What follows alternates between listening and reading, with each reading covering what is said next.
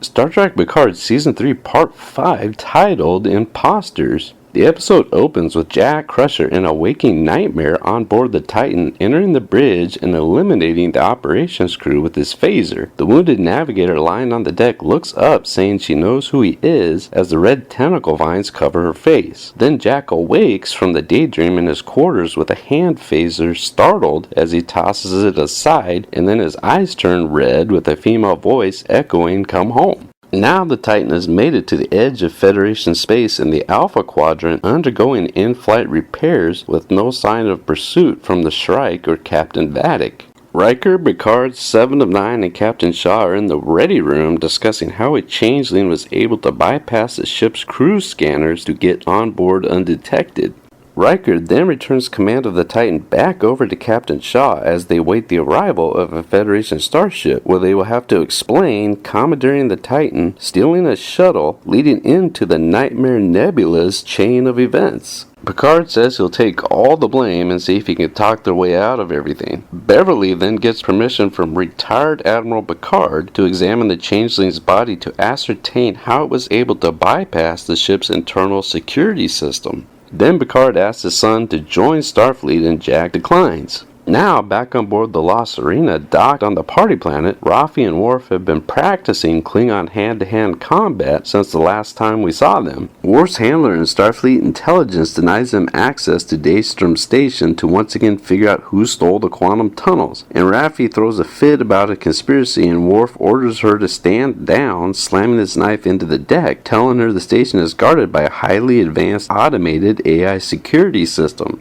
Now the USS Intrepid warps into rendezvous with the Titan, and this starship is maybe the Intrepid class? It looks like a heavy cruiser being noticeably larger than the Titan itself. Now I have to say, I like the design of this new Intrepid. This actually looks like a post-TNG era ship. So the Neo Intrepid class starship is sending over a shuttle with security officers, and Captain Shaw is feeling chipper because Picard and Riker are finally no longer his problem. Then Commander Ro Laren of Starfleet Intelligence and 2 security officers meet them in the docking bay. The commander reads Picard and Riker their rights for being charged with treason. Dr. Crusher examines the Shapeshifter's corpse and discovers changelings now have the ability to replicate species not only in sight, but all the way down to their internal organs and biological makeup. And apparently, the Shapeshifters from the Great Link achieved this ability through 30 years of evolution. So basically, in 100 years, evolving at this rate, changelings will be more or less as powerful as the Q. So Admiral Picard is ranting to Riker how Ensign Ro was a traitor and never should have been allowed back into Starfleet, and he's mad she is accusing them now of treason. Jack Crusher is now in a Starfleet uniform and having more waking nightmares of red tentacles walking around the ship. Back on the party planet, Rafi and Worf meet an underground Vulcan crime syndicate, and their leader states their criminal activity is logical because of its extremist nature balances a utopia, so these mafia Vulcans are performing a yin-yang duty in their underground crime syndicate on Metalis Prime. Eventually, Rafi and Worf outsmart the crime Vulcan extremists, and the leader gives them the tech to bypass Daystrom Station's super AI security network.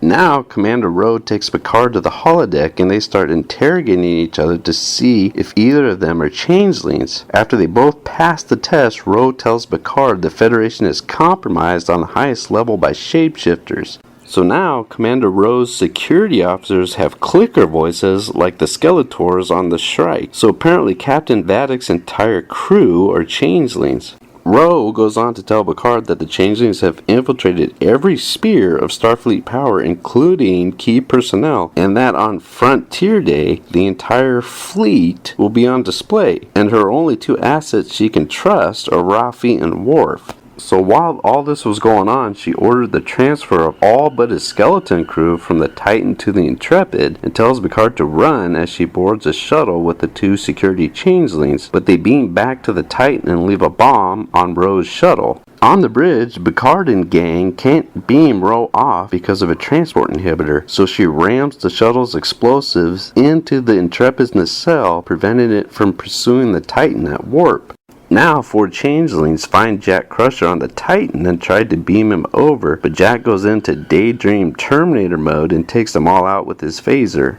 Picard then convinces Captain Shaw of the compromised Changeling ship, and the Titan escapes just before the Intrepid fires torpedoes. Then in sickbay, Beverly notices Jack has been sleeping, and he tells his mom something is very wrong with him, and then the episode ends with the weird voice telling Jack to find her. So apparently, it's not just a rogue Changeling faction, but the entire Great Link from the Dominion has infiltrated every level of the Federation and Starfleet. Also, within a 30-year time span, Shapeshifters had an ultra mutation level evolutionary jump, achieving apex predator status. And now Jack Crusher is somehow on the top level of this apex pyramid with these weird red door tentacle vine visions. So that's the episode, folks. I guess my Borg Changeling hybrid theory just got thrown out the window. So what do you think? Could species 8472 be involved in this somehow? Or maybe it's Data's brother Lore in the background serving a cold dish of shenanigans. If it wasn't for Captain Picard and that meddling starship.